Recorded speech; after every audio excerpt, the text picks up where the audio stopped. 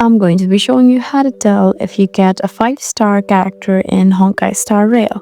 So in Honkai Star Rail, you can determine if you've pulled a 5-star character through the game's gacha system by checking the visual indicators during the pull animation and the results screen. The game uses a pity system where players are guaranteed a 5-star character after 90 pulls without one.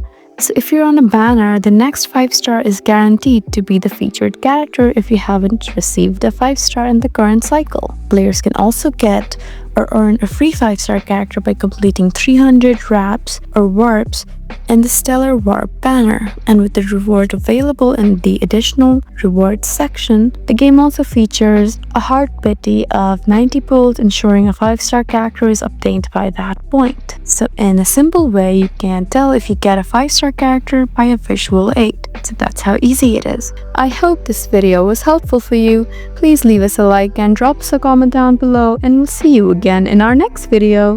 Thank you for watching.